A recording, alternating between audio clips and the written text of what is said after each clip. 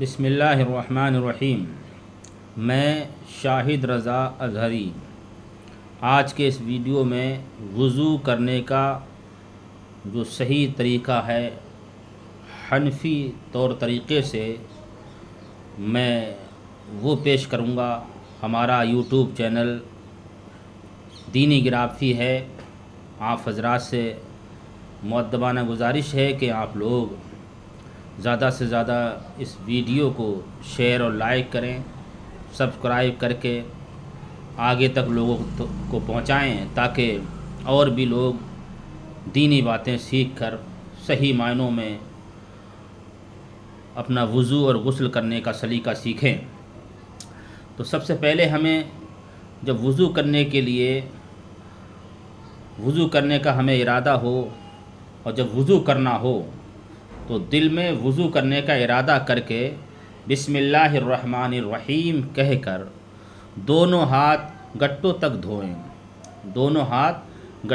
دھوئیں، پھر مسواک کریں داہنے ہاتھ سے۔ مسواک نیم کی لکڑی یا پیلو کی لکڑی یا ببول کی لکڑی سے دانتوں کو مانجیں۔ اگر یہ چیزیں نہیں ہوں تو انگلی سے ہی خوب اچھی طرح سے دانتوں کو مانج کر پھر 3 بار کلی کریں، خوب اچھی طرح کہ حلق تک دانتوں کی جڑ زبان کے نیچے پانی پہنچے۔ اگر دانت یا تالو میں کوئی چیز چپکی اٹکی ہو تو چھڑائے، پھر دہنے ہاتھ سے یعنی سیدھے ہاتھ سے 3 بار ناک میں پانی چڑھائے کہ اندر ناک کی ہڈی تک پانی پہنچے، اور بائیں ہاتھ سے یعنی الٹے ہاتھ سے ناک صاف کرے۔ اس کی چھوٹی انگلی ناک کے اندر ڈال کر پھر دونوں ہاتھوں میں پانی لے کر 3 بار منہ دھوئے۔ اس طرح دھوئے منہ، وضو میں اس طرح سے منہ دھوئے کہ بال جمنے کی جگہ سے لے کر تھوڑی تک اور دہنے کان سے لے کر بائیں کنپٹی تک کوئی جگہ چھوٹنے نہ پائے۔ اور داڑھی ہو تو اسے بھی دھوئیں اور اس میں خلال کریں۔ خلال کہتے ہیں انگلیوں کو داڑھی میں ڈالنا، بھیگی انگلیوں کو گردن کی جانب سے داڑھی میں ڈالنے کو خلال کہتے ہیں۔ لیکن اگر احرام باندھے ہو تو خلال نہ کریں۔ پھر کوہنیوں سمیت کچھ اوپر تک دونوں ہاتھ 3 بار دھوئیں۔ پھر ایک بار مسح کرے اس طرح پر کہ دونوں ہاتھ تر کر کے انگوٹھا اور کلمہ کی انگلی چھوڑ کر دونوں ہاتھوں میں 3 انگلیوں کی نوک ایک دوسرے سے ملائے اور ان 6 انگلیوں کے پیٹ کی جڑ ماتھے پر رکھ کر پیچھے کی طرف گدی تک لے جائے، اس طرح کہ کلمہ کی دونوں انگلیاں اور دونوں انگوٹھا اور دونوں ہتھیلی سر سے نہ لگنے پائیں۔ اور اب گدی سے ہاتھ واپس ماتھے کی طرف لائیں، یوں کہ دونوں گدلیاں سر کے دائیں بائیں حصے پر ہوتی ہوئی ماتھے تک واپس آ جائیں۔ اب کلمہ کی انگلی کے پیٹ سے کان کے اندر کے حصوں کا اور انگوٹھوں کے پیٹ سے کان کے اوپر کا مسح کرے اور انگلیوں کی پیٹھ سے گردن کا مسح کرے، لیکن ہاتھ گلے پر نہ جانے پائیں کہ گلے کا مسح مکروہ ہے۔ بہت سے لوگ گلے کا مسح کرتے ہیں، یہ مکروہ ہے۔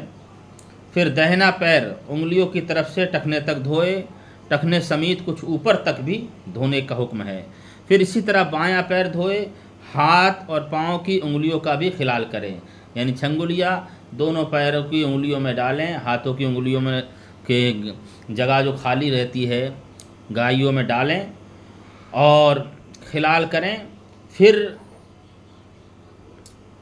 اب آپ کا وضو مکمل ہوا، اس کے بعد یہ دعا پڑھیں: اللہم اجعلنی من التوابین واجعلنی من المتطہرین۔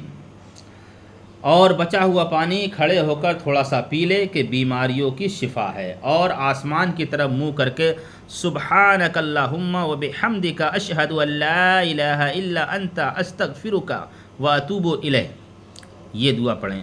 اور کلمہ شہادت اشہد ان لا الہ الا اللہ وحدہ لا شریک لہ واشہد ان محمدا عبدہ ورسولہ پڑھیں۔